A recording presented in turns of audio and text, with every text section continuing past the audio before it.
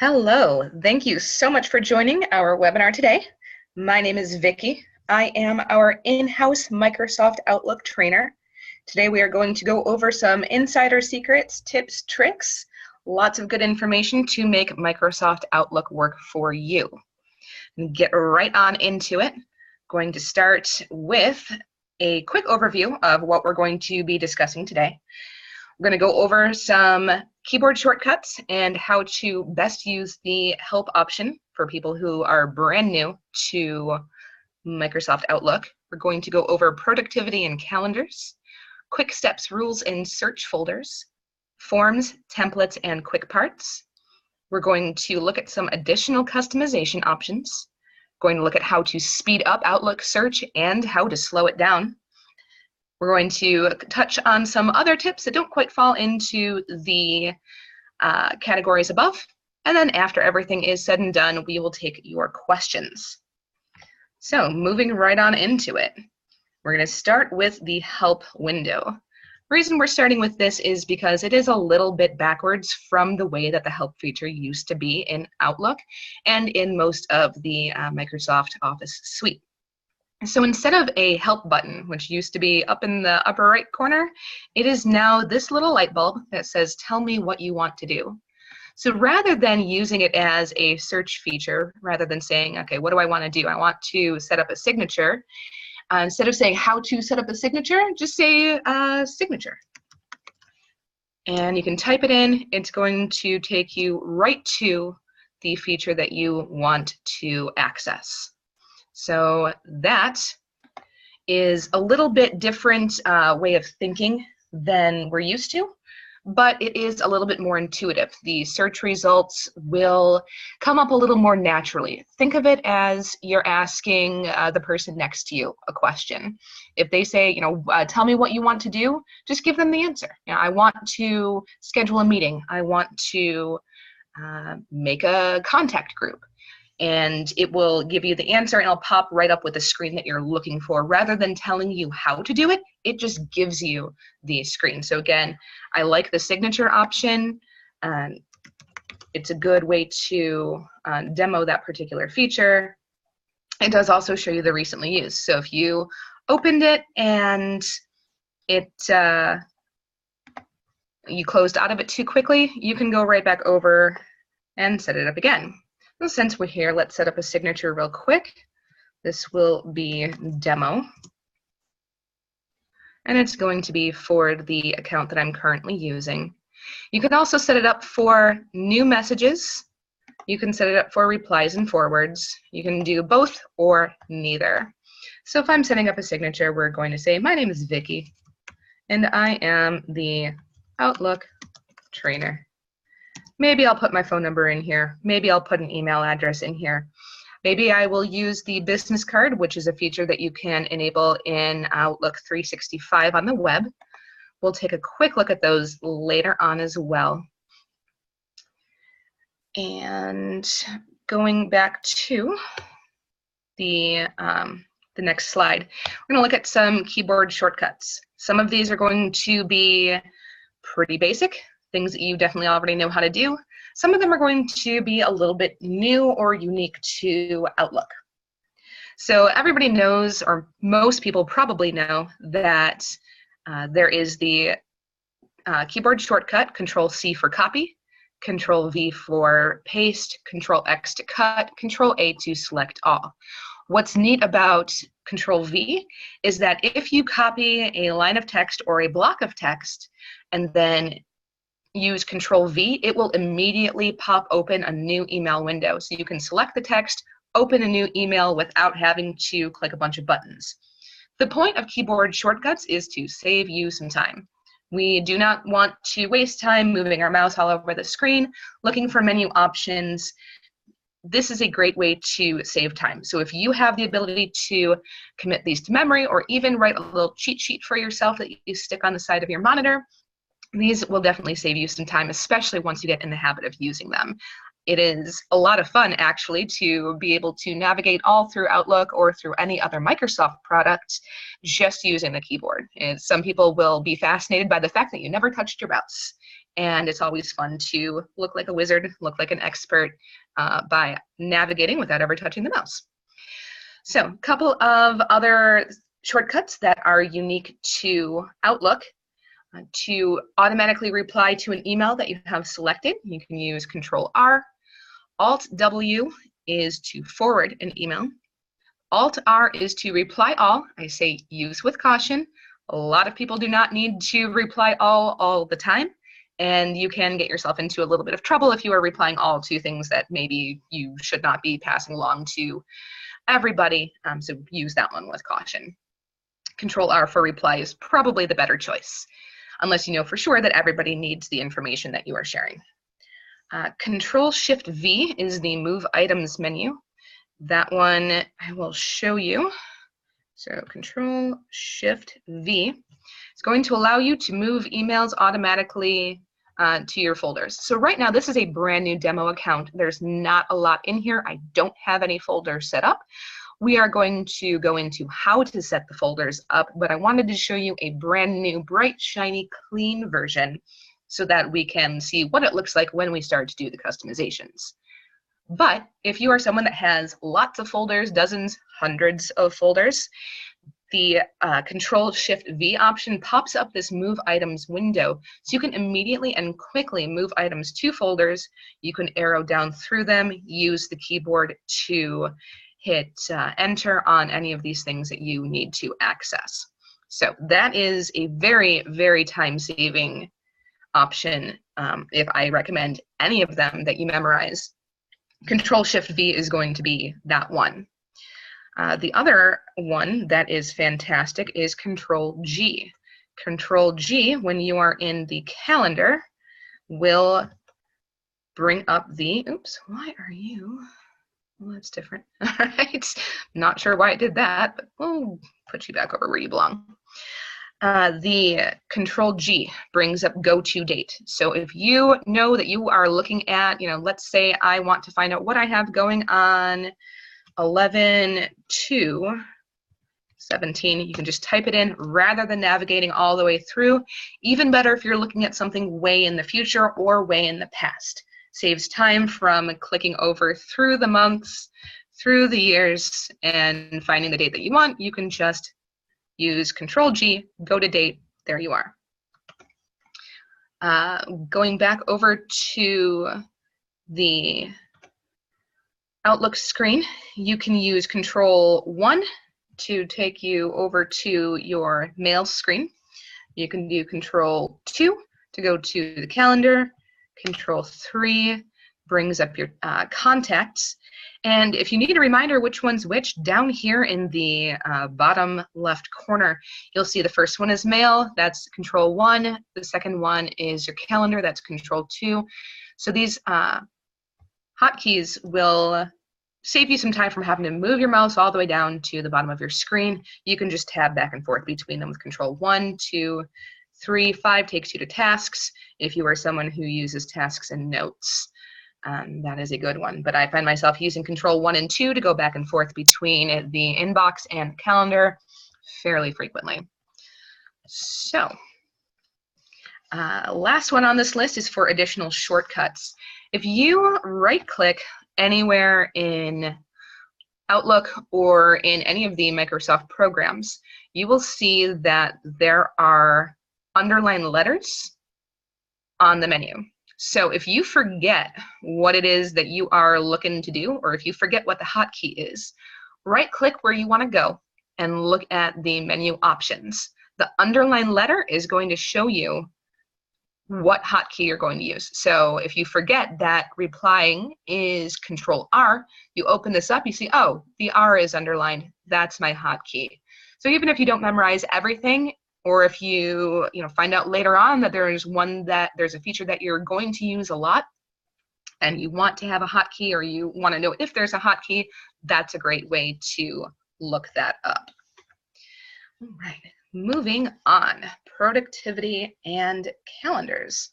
So of course, productivity is going to be a hot button important thing that most businesses are looking to maximize. You want to make sure that you are getting the most out of your time, the most out of your employees.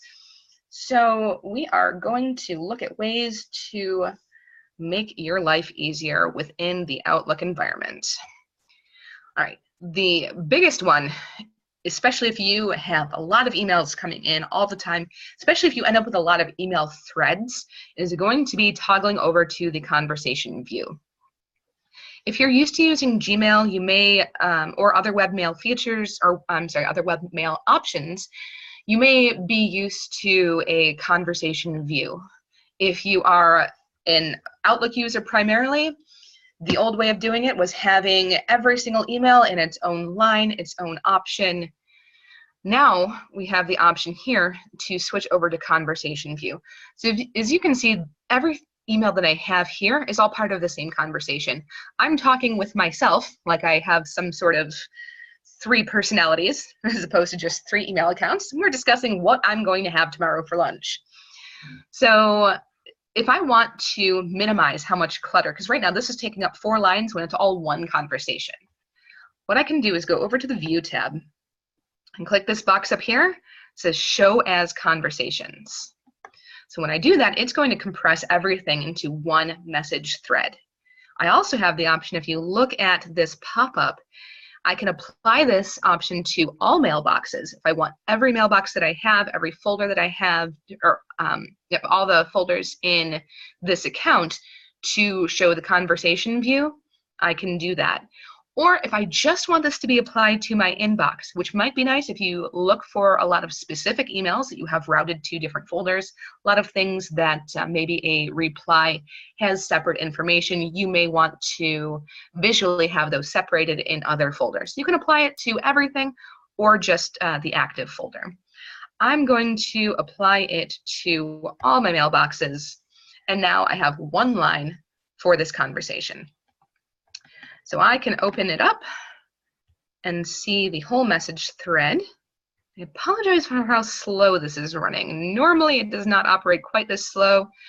Something with the webinar going is making it take a hot minute to load some screens. But once it does pop up, you will see there. Now we can see that it is a threaded conversation. We can see everything that was on there with the most recent message at the top. So I'm going to close out of that. If I just wanted to see an individual message after I have it threaded, you can click this little arrow over on the left side to expand into a drop-down. Yeah. There we go. Again, I apologize. It's fighting me just a little bit, but there we go. All right, so now I can see each individual message, and I can open them up by themselves. So a nice feature that is included in Outlook, of course, we've already discussed about the integration with the calendar. The two definitely go hand in hand. Together, they are a very powerful tool to organize your life and maximize your productivity. So this popped up with the title Friday Lunch. I asked myself what we would like to have for lunch on Friday and what's a good time. Outlook is smart enough that it saw that I am talking about Friday and a time, and it's going to say suggested meetings. This pops up and gives me the option to set a meeting for lunch. It is intuitively going to know that I'm talking about Friday. Look, it gives me the time and the date. It even suggests 12 to 12:30. It sees lunch and knows that that is a popular time to have lunch. We can do that. I can enter a location. If I have location enabled, I can put in the address of a restaurant. It'll pop that up and give you the address right there in the email. If I want to do an online meeting, I can just type in online, and that will pop up that way. So let's say I want to go to, maybe I'm feeling like pancakes. I know we said tacos, but maybe I'm thinking of something else. So we're going to go to IHOP. I know my other 2 email accounts said that we were talking about tacos, but no, maybe I want some chicken and waffles. We're going to do that.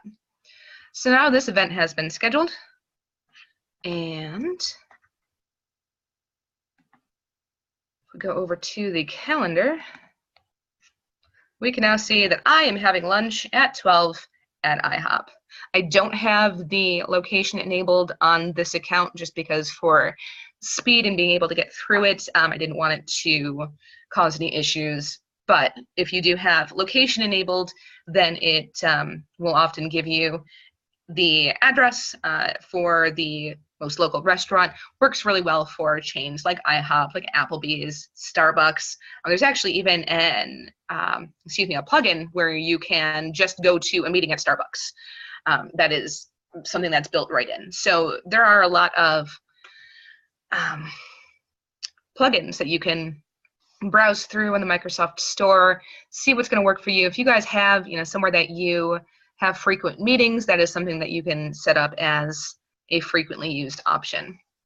One other thing, if we are going to use the online meeting option, I am showing this screenshot here from the web version of Outlook. So this is the Outlook web access. If you have an enterprise Outlook account, you have the option to add Skype meeting, or add Skype meeting button. It's kind of a handful to say, right to the top of your email or calendar scheduling screens. I don't have that enabled on this free account because, again, this is just a demo account, but I do have it on my enterprise version that I use for work. So if I wanted to add a Skype meeting, I can just, all you do is you click the button right there that I have circled in blue, and you can invite people from this screen over here. If you have multiple people in your organization, it will show you their availability immediately. So you can see when is a good time. There is a suggested time button as well that you can click, and it will find a time that everybody is free or show you the time that most people are free. Once you send the invitation or the schedule for the meeting, it will pop up with the details right at the bottom. So right down here, this link that says join online meeting, that link will take you right to the Skype meeting at the time that the meeting is scheduled to happen. So that is a fantastic feature that saves you a lot of time. There are a lot of ways to customize those Skype meetings as well, including privacy settings. Maybe you don't want everybody to know that you're having a Skype meeting, so you lock it down to just people on your team. Maybe you want to invite absolutely everybody or leave it open-ended on your schedule. You can leave it as an open-ended item on your calendar. If you set your calendar to a public setting, so everybody in your organization can see it, anybody can hop in and join that meeting if it's something that's a little bit more informal, whatever is appropriate for your workflow. One other thing that is pretty neat that we can do with these meetings, let's open this one up. You can take meeting notes. So one of the integrations that this has that I think is extremely powerful is the ability to use OneNote 2016 and take meeting notes. So let's say that I don't know what meeting or I don't know what notes I might want to take about my IHOP lunch, but if I wanted to do that, here's the way that that would work. I can share the notes with the meeting, so that would attach it to the meeting on anybody's calendar, or I can take the notes on my own and it will keep it locally to my account, scheduled on or attached to the event in my calendar. So I'll go ahead and take a note, and this may take a minute to load, so we'll just talk over it as it loads. If you are familiar with OneNote, oh, there we go. We'll just call it quick notes. All right, and as that opens, you have the ability to take notes that are very organized or lightly organized. If you have an entire notebook just for meeting notes, then it will show all of the notes from all of your meetings, which you can access through OneNote. Or when you go over to your calendar, if you open up a past meeting, it will show you the notes from that date. So you can see that it automatically shows that what this meeting is. So this is the lunch meeting. You can see the date and the time that it was scheduled. You can see the date and time that the meeting actually occurred, and you can see the participants. Once the meeting takes place, these will turn into checkboxes. It will show either that the person attended with a green check, or it will show that they didn't make it with an X. Very cool to be able to keep details on who was there. That way you know who got the messages or who got the information that was given in the meeting, who didn't. So if someone says, oh, I wasn't at that meeting, you can come back and check and see, yes, you were definitely at that meeting, you got that handout, you got that email, you got, you know, that information. Or you can say, oh, nope, looks like you weren't there that day. Great way to keep tabs on things, because if you are someone who has a lot of meetings and you don't necessarily take roll, it's a good way to completely forget about who was there. You know, if you don't have that information already documented somewhere, you may not remember who was at every meeting. It's a lot of information to recall. This is a great way to keep that information, and it does show it by the date. So I love this feature. We're going to say, let's see, so I have my notes here. Notes. Oops. Will you please type in there? Okay, it's not wanting to let me type in, but we can save it and be done with it. Oops. All right. Then if you go back into the meeting notes, so if I close this out, you can go back into your calendar, open the meeting notes, or open the instance and then the meeting notes, either with the meeting or with the group or on your own, and it will show you those notes that were attached to that meeting. So this is something that stays. It will be available as long as you do not clear out the data from your calendar. So that'll be there a year from now. It'll be there whenever you need it. Very, very great feature for keeping organized across meetings. Right, next that we are going to move on. Oh, actually, I'm going to go back to one other quick thing. Want to touch on meetings or the calendars. Going back to the Home tab. Have the option to share your calendar, publish your calendar, or set global permissions. So if I want to just share my calendar with one person in my organization, I can invite them to accept that. I can invite them to add my calendar to theirs. If you have a team of a lot of people below you, maybe you want them to know where you're going to be, when your meetings are scheduled, when they can come and visit with you or bring things to your attention, or when you are simply not going to be in the office, you can share that with them. You can also request permission to view your recipient's calendar. So if you want this to be a reciprocal relationship where you can see their calendar, they can see yours, you can go ahead and check that box. So if you leave it unchecked, it says it's a sharing invitation. If you check it, it says it's a sharing request. So now you are saying, hey, I want this to be a back and forth. Please go ahead and share this with me. You can stick some notes in here explaining what you're doing and why.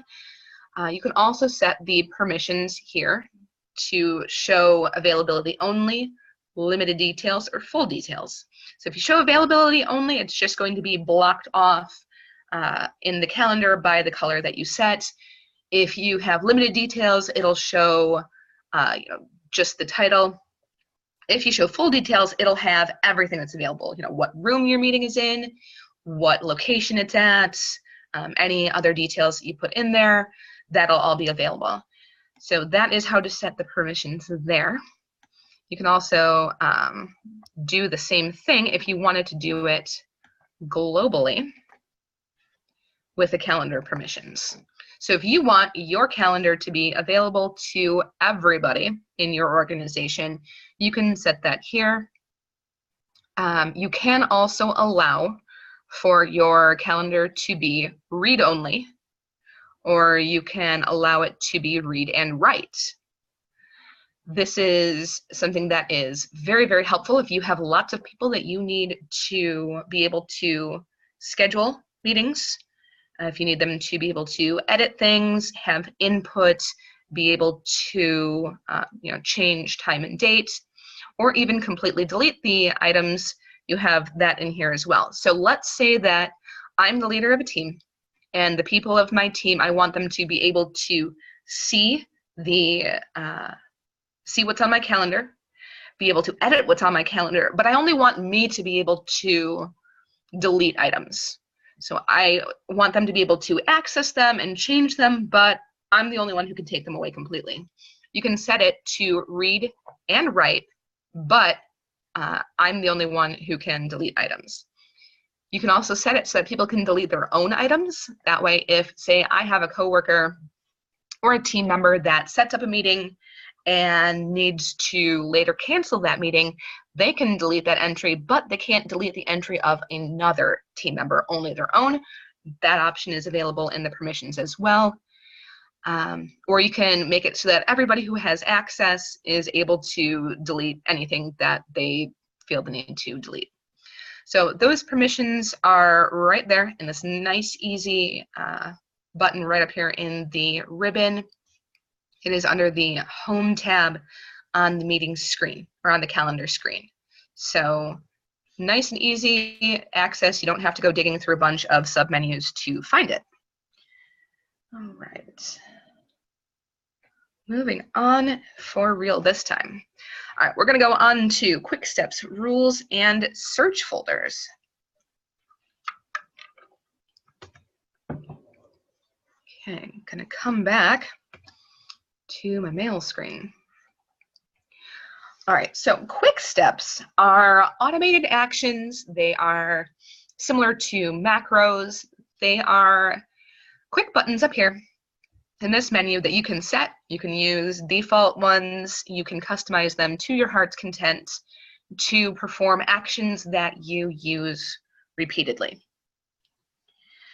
You can apply them to individual folders. You can apply them to individual messages. You can apply them to everything as you see fit. It really depends on what you want to use it for. The best way to utilize Quick Steps is going to be for messages you need to review before taking action. I'm specifying that because once we get into this, if you are familiar with rules, you might say, well, why wouldn't I just do that with rules? Well, the nice thing about Quick Steps is that they are going to allow messages to go where the rules send them, and then you can individually take further action with an easy click. Rules are going to be something that you're going to apply before you take any action on the item. So, for instance, if I have a team folder set up where anybody who is sending a message from a certain team goes into a specific folder, that is going to be something that you want to set as rules. You don't want to take the time to apply a quick step to every message that comes in from that team. You want it to just immediately go to the folder. So we could set up that folder. Now, for quick steps, a good example is if you get certain kinds of email that you want to see first, but then you need them to move somewhere after you read them, a quick step is a great way to do that, especially if there are repeated actions that you need to take on a specific type of email. So a great example is going to be a customer request. Let's say that I get a customer submitting a request for a part. If that email comes in, I want to be able to acknowledge that we got the request and then move that over to the correct team that handles those requests. So since that's something that I'm going to do over and over again, assuming that people are going to make requests frequently, a quick step is a great way to ensure that I've seen the request, that it's not just getting routed to another folder, that the reply is happening, and that it is then moved to the correct folder later. So to create a new quick step, there is the arrow right at the bottom on the right in the quick steps pane. And click on that, and go to new quick step. So there are some that are kind of default, that are very commonly used, or I can go down to custom. So we're going to call this one request. And over here, I can choose an action. So choose an action. I'm going to, let's see, we're going to reply because we want to respond to it. So I'm going to add the action. show the options here. So the subject is going to be, just respond to the subject. You can set a custom subject if you want, or you can just leave it as whatever the response comes in. Would recommend leaving it just so that the recipient knows what message it was attached to. So in the text, you can say, hello, and thank you for your request. We have received it, and it is being processed by our team. And of course, you can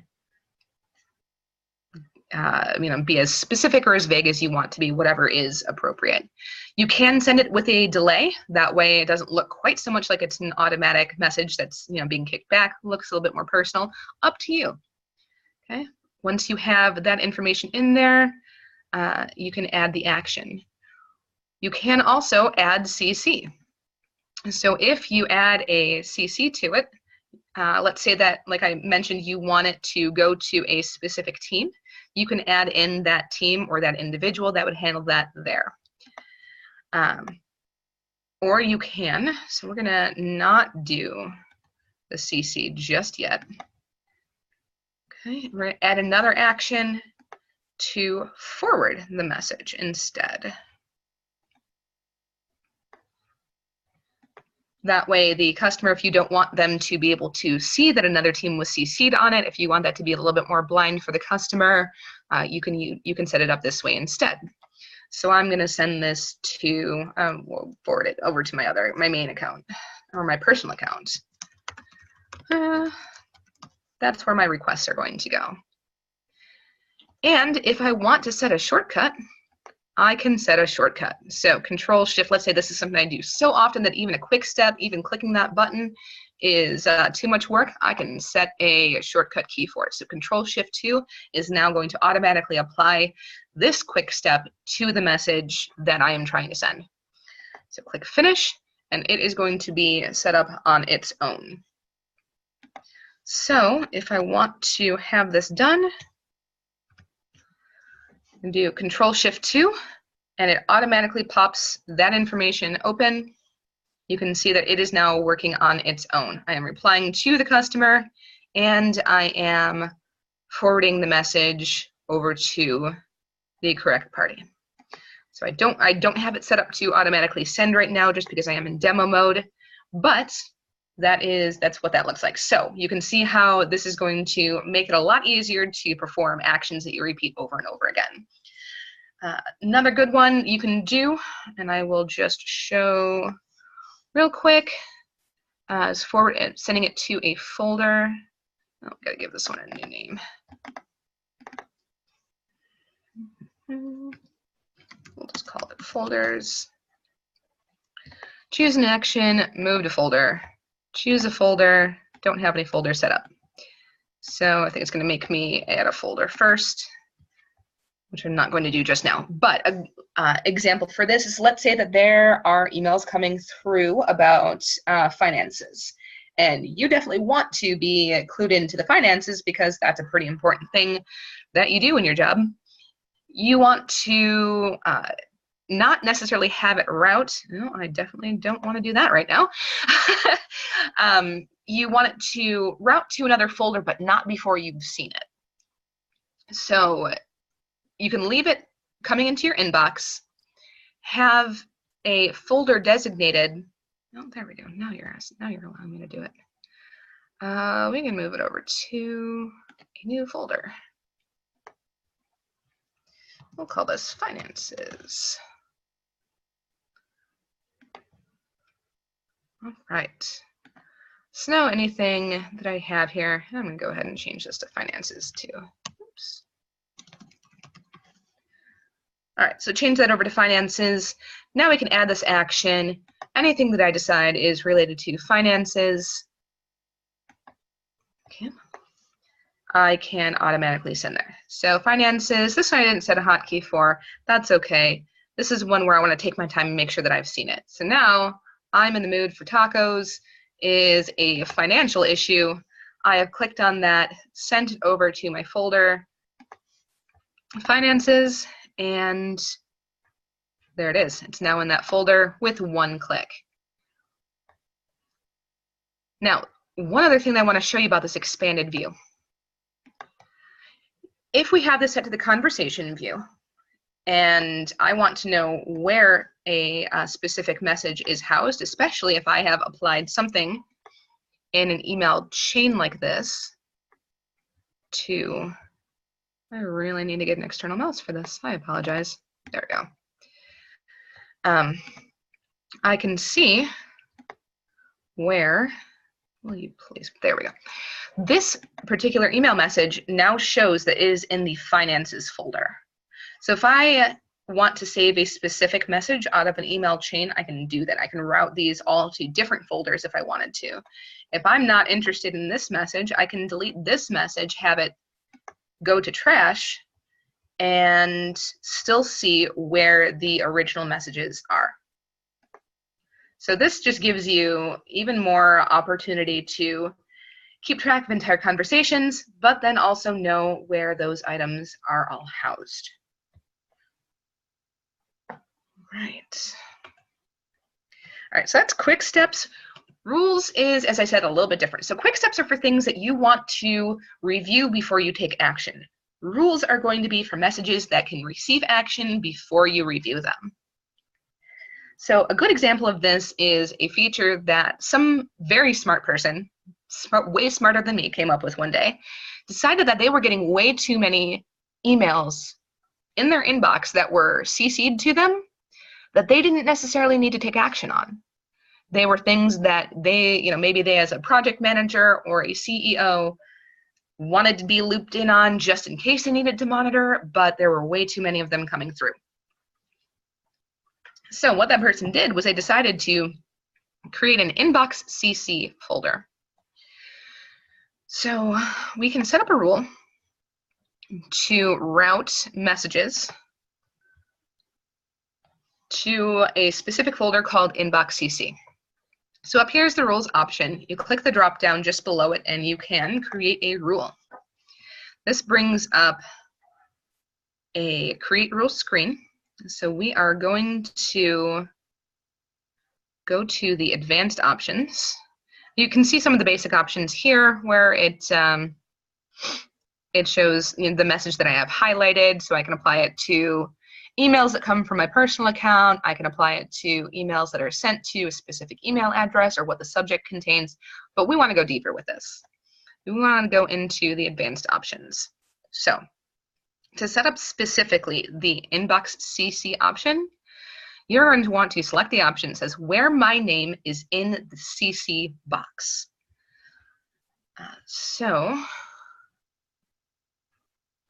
You can also set it to where my name is not in the to box.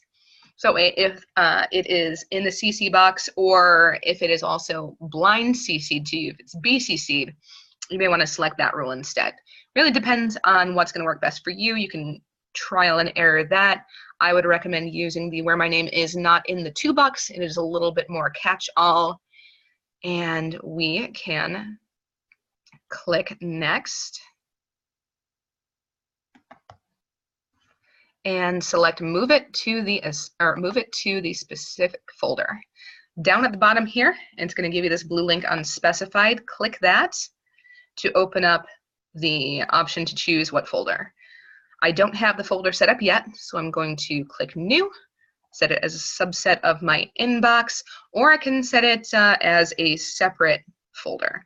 So to set it as a separate folder, I'm going to go one up in the hierarchy. If I want it to be a subset of my inbox, then I would select it down here. I personally want it to be a subset of my inbox. Personal choice, doesn't make a difference in how it functions. This one I'm going to call inbox CC. Click OK and finish. Now you can see that it now shows that it is being moved to the inbox CC folder. If you ever want to change that or change where something routes, you can click on that blue link again and change the folder that it is assigned to. You're all done. You can click finish and go. or if you want to make exceptions, let's say that you know that there's somebody specific on your team that CCs you on a lot of things, but it is things that you want to see. You can set it, select this box up at the top, come down here and click on that blue link again. You can specify specific people. You can pick them from your contact, or I'm sorry, from your address book if you choose. All right, but we are going to just go on and go to the next button again and turn this rule on. If you want this to sort through everything that is already in your inbox, you can do that as well. All right. If you have multiple accounts, you have the option to run the rule on all accounts, or you can leave it for the specific account that you are working on. Click Finish, and it is now an active rule. If you ever need to manage the rules, if you want to delete that, if you find that inbox CC is not something that works for you, you can manage your rules and delete them or change them from this drop down as well. Right, you can also set rules for conditional formatting. Conditional formatting, if you want individual emails to show up in your inbox as a different color, that way they are a little bit more easily visible, you have the option to do that. If you want them to be in a bolder text, you can do that as well. There are as many options as you can come up with, and you can tweak them as much or as little as you want to create an inbox experience that works for you. All right, so that's kind of the difference between quick steps and rules. Again, just to touch back on it, quick steps are for items that you want to see before you take action. Rules are going to be for messages that can go to a different folder before you take action on them. One other thing that we can do as well is search folders. Search folders shows up in your menu item or menu list on the left. If you click on it, you can create a new search folder. So the search folder is a handy feature that you can use if you, especially if you have a lot of folders that are open, or I'm sorry, a lot of folders that are created. You can set this to automate searches that you perform frequently. So let's say, for instance, that you have set up a folder for a specific domain. Let's say you have a client that you work with a lot, you get a lot of emails from them, and you are keeping all of them in a folder called Client A. So in this Client A folder, you may also have invoices.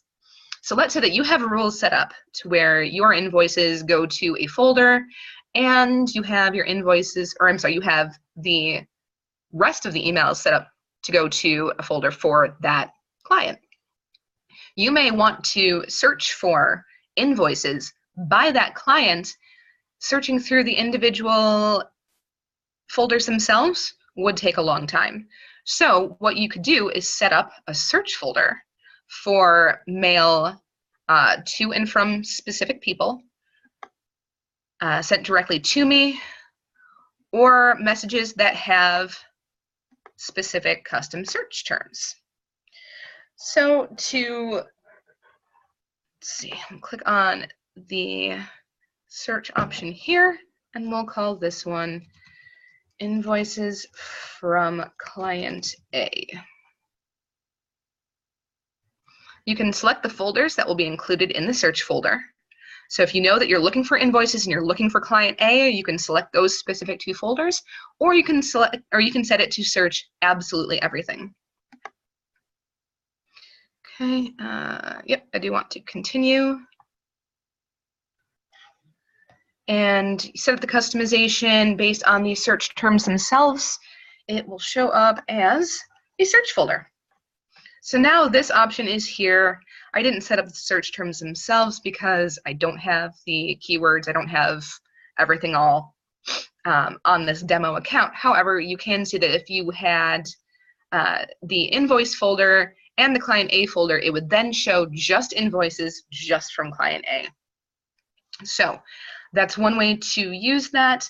Another way to use it is, let's say that you have client A and you work with 15 people in that organization, but you only need today emails from their financial contact.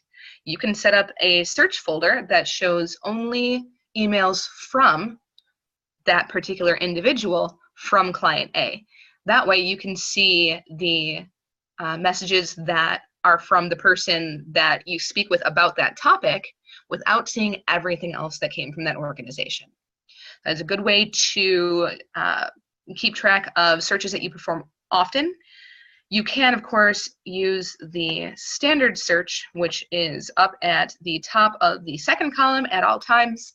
You can search everything on the entire account, or you can search individual folders. It is up to you. But if you find yourself performing the same search over and over and over again, probably a good idea to set up search folders. One caveat with search folders, this is a feature that is primarily functional for the Outlook desktop version. Most of the features that we're covering today are also available in the web version. This is something that is saved locally to your individual machine.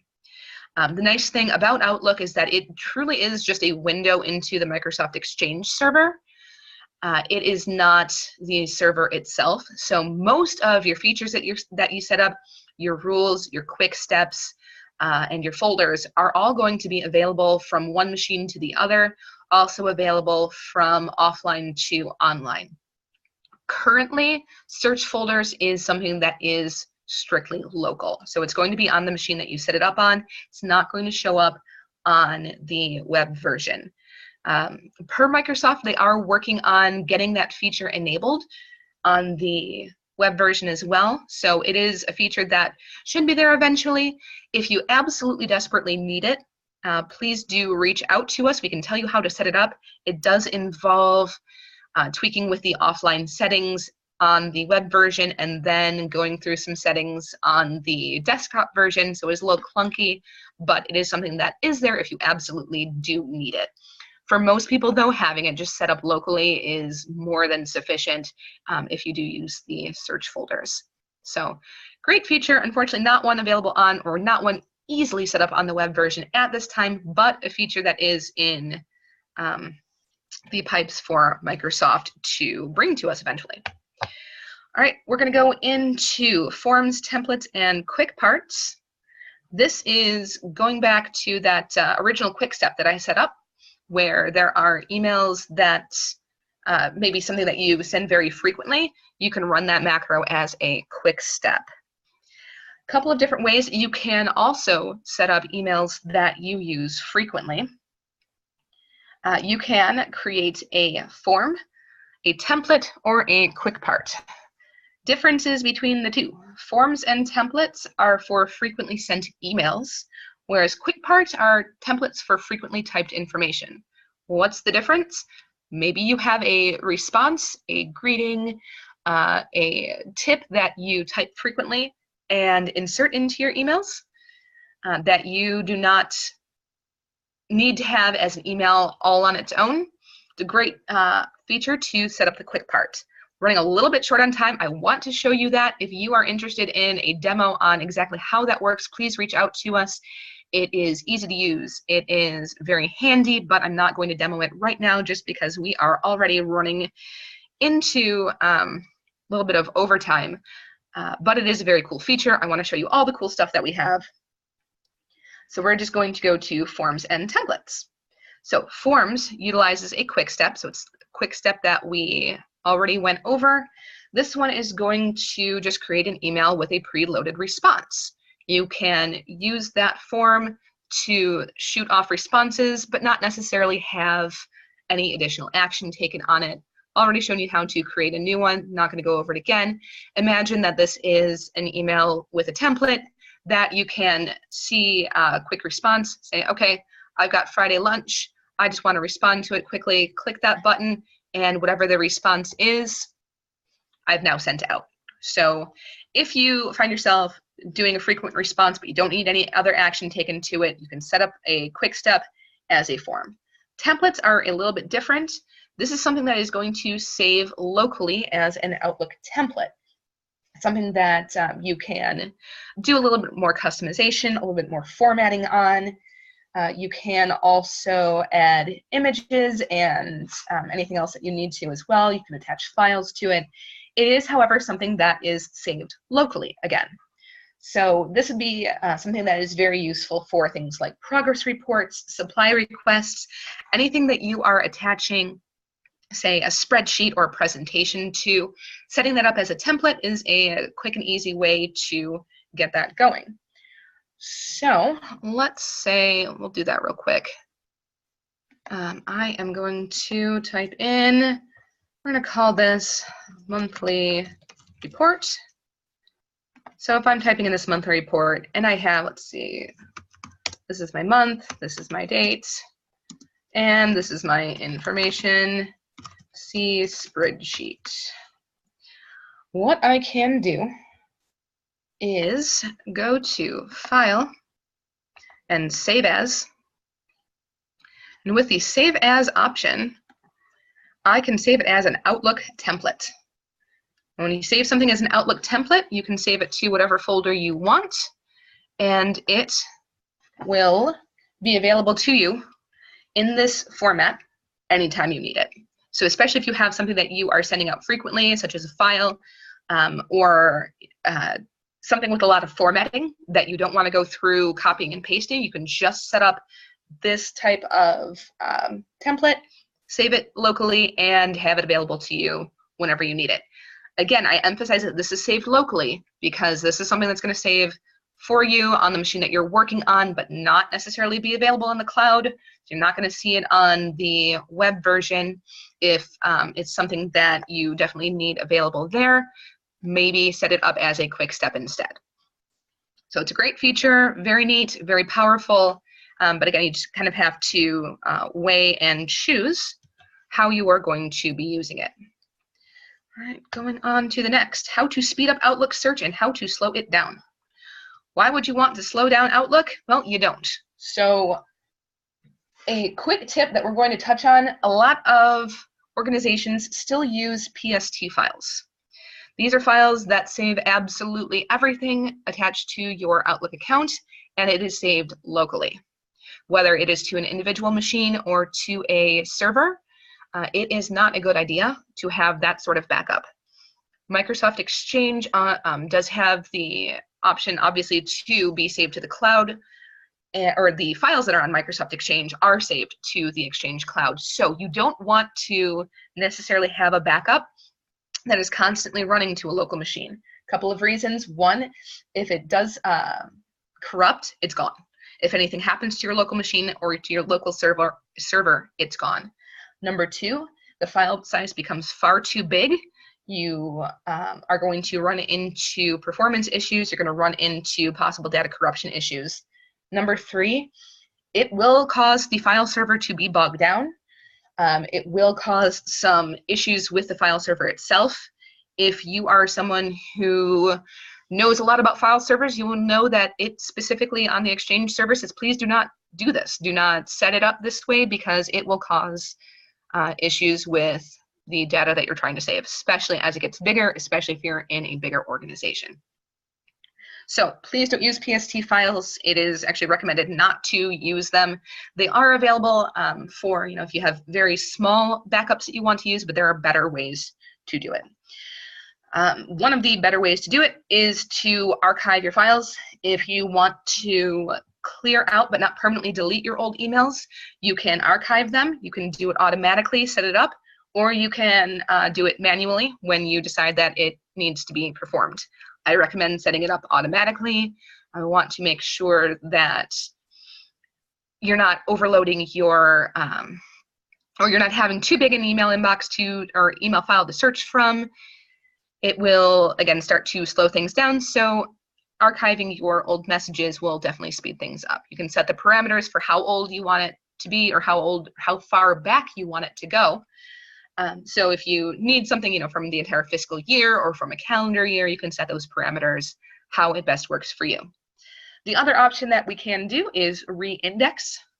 especially if you are using your search folders to their fullest extent. You have a lot of folders, it may start to slow down. If you notice that using your search folders or the search feature is starting to lag a lot, if it's not performing at reasonable speed, re-index your files and it will automatically rebuild and research for your